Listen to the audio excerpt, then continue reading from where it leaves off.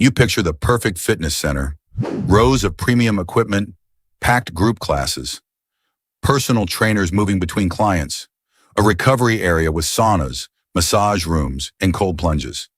And every month, hundreds or even thousands of members are automatically charged for access. Some visit every day, others barely show up, but their payments keep arriving. It sounds like one of the most attractive business models imaginable: recurring revenue, predictable demand, and customers who may pay without using much of what you provide. Then the bills arrive: rent, payroll, equipment financing, electricity, insurance, cleaning, repairs, marketing, software, payment processing, towels, water, trainer commissions, and cancellations. Always cancellations. So how can a gym look busy, collect recurring payments, and still struggle to make money? Where does the real profit come from? And how many members does a fitness and wellness center need before its owner earns anything? To understand that, we first need to clarify what a gym actually sells, because it is not exercise equipment. If someone simply wanted access to weights, they could buy a few dumbbells and train at home. A gym sells something less tangible: convenience, motivation, accountability, identity, community. Most importantly, it sells the possibility that tomorrow you will become the person you intended to become today. That promise can be sold repeatedly through memberships, but maintaining it requires an expensive physical operation, and the economics depend heavily on what type of facility you decide to own. At one end is the low-cost gym. This model offers basic equipment, limited staffing, and monthly memberships designed to attract a large number of customers. Prices remain low, so the business depends on scale, automatic billing, and controlled operating costs. At the other end is the premium health club. It may include pools, childcare, cafes, basketball courts, spas, group classes, and luxury locker rooms. Memberships cost more, but so does nearly everything else. Between them are independent neighborhood gyms, franchise locations, boutique studios, and hybrid wellness centers. Boutique studios sell a specialized experience: cycling, Pilates, boxing, yoga, or high-intensity training. They require less space than a full gym, but class capacity limits how many customers can be served at once. A hybrid fitness and wellness center attempts to combine these models. It sells access to equipment, coaching, classes, recovery services, and sometimes nutrition or medical-adjacent wellness programs. That creates more revenue opportunities. It also creates more ways to lose money. Imagine you decide to open one. Before the first membership is sold, you need a location. And location is not merely a real estate decision. It determines visibility, convenience, parking, local income levels, competition, and how far members must travel. A cheap building in the wrong area can be more expensive than a premium building in the right one. Suppose you lease approximately 20,000 square feet.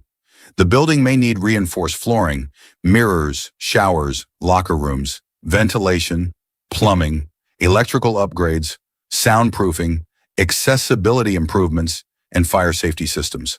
Then comes the equipment. Cardio machines can cost thousands of dollars each. Commercial strength equipment must survive constant use.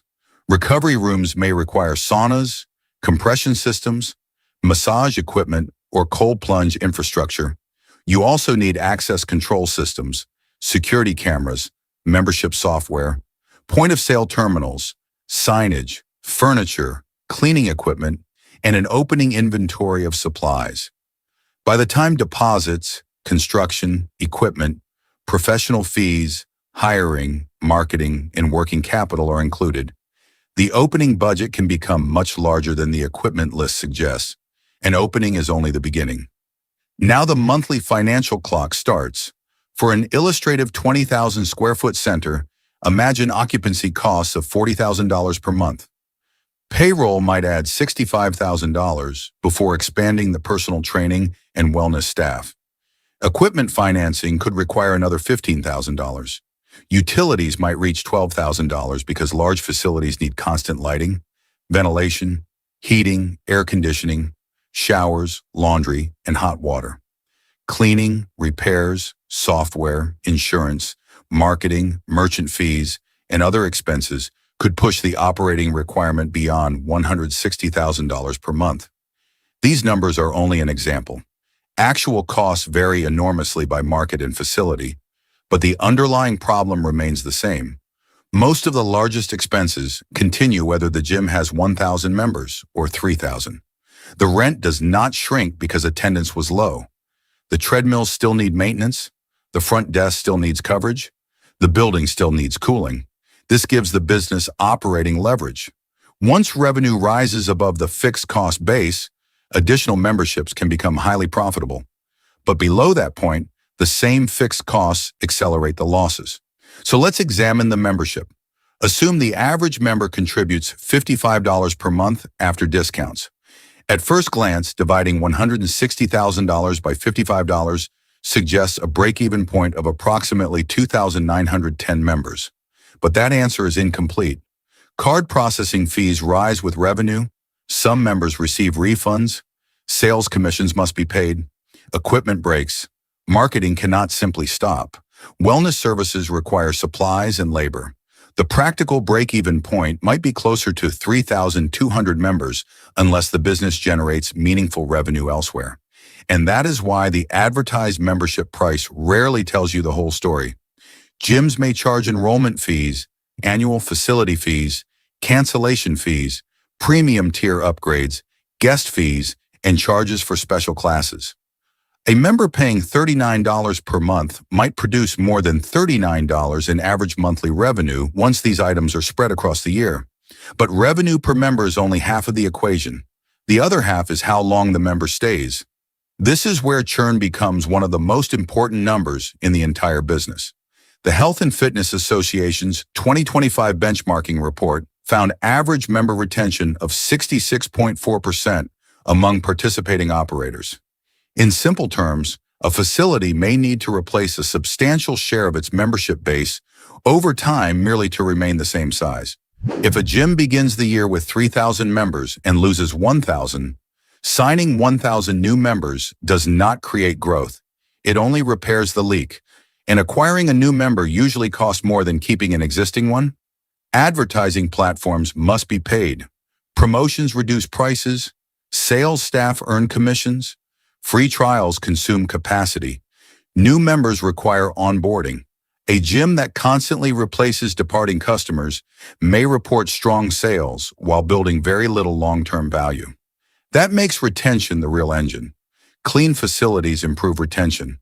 Reliable equipment improves retention. Friendly staff improve retention. Classes, coaching, progress tracking, and community improve retention. Even the parking lot can affect retention. The product is not the room. The product is the habit. Now we reach the strange part. Low usage members can be economically attractive. If every paying member arrived at 6 p.m. on Monday, the gym would need far more equipment, parking, lockers, and floor space. But attendance is spread unevenly. Some members visit daily, others visit occasionally. Some continue paying while rarely attending. That allows a facility to sell more memberships than it could physically serve at one moment. Low-cost chains have built enormous systems around this principle. Planet Fitness, for example, ended 2024 with 19.7 million members. Its filings describe a streamlined model built around automatic billing, limited inventory, and relatively fixed labor costs. But an owner cannot simply hope members stay home. A customer who receives no value is also a customer likely to cancel. The best outcome is not permanent inactivity. It is sustainable usage. Enough engagement to make the membership valuable, but distributed well enough that the facility does not become overcrowded. This is a balancing act. Too much usage increases cleaning, maintenance, labor, and congestion. Too little usage increases cancellations. And this is why membership dues may not be the most attractive revenue in the building. Consider personal training. A basic gym membership sells access. Personal training sells attention, accountability, and expertise. One trainer can generate thousands of dollars in monthly sessions. The gym pays the trainer or shares the revenue, but it does not need to build another facility for every client. Group classes can be even more efficient. If one instructor teaches 20 paying participants, the labor cost is shared across the entire room. Premium coaching, nutrition programs, small group training, and specialty workshops can all raise the value produced by the same square footage. Then comes wellness, saunas, massage, assisted stretching, compression therapy, and cold plunges can support premium memberships or separate service fees. These services can raise revenue per member without requiring thousands of additional memberships. But wellness services are not automatically profitable. Saunas consume energy and require maintenance. Cold plunges require water treatment, sanitation, plumbing, and temperature control. Massage and assisted stretching depend on skilled labor that must be scheduled and paid. A premium service creates value only when its price exceeds the full cost of delivering it. This is why strong operators do not think about one source of revenue. They think about a revenue stack. Membership dues provide the recurring foundation. Personal training adds higher value individual transactions. Group classes spread labor across multiple customers. Wellness services create premium upgrades and additional reasons to remain a member. Retail products, guest passes, and facility fees may contribute smaller amounts around the edges. No single stream needs to carry the entire business if the full system works together. Imagine 3,200 members producing an average of $55 per month. That produces approximately $176,000 in monthly membership revenue. Training, classes, and wellness services might add another $45,000. Total monthly revenue would then reach approximately $221,000. That sounds highly profitable against an operating requirement near $160,000. But the difference is not automatically the owner's profit. Service revenue often carries commissions, instructor pay, supplies, and processing fees. Loan principal, taxes, and equipment replacement may sit below the operating statement. Treadmills eventually wear out. Locker rooms need renovation. Technology becomes obsolete. A responsible owner must reserve money for the facility's future, not merely its current month. The owner's salary must also be separated from the return on invested capital. If the owner manages the gym every day, part of the income is compensation for a job. Only the remaining cash flow represents the return from owning the business, and that return can change rapidly when membership changes. A 10% decline from 3,200 members removes 320 monthly payments. At $55 each, that is $17,600 of membership revenue lost every month. The same departing members may also stop purchasing training, classes, and wellness services. Because many costs remain fixed, a modest revenue decline can erase a large share of profit. This makes the opening months especially dangerous. Rent and payroll begin immediately, but membership develops gradually. Pre-sales can help, but they rarely eliminate the need for working capital.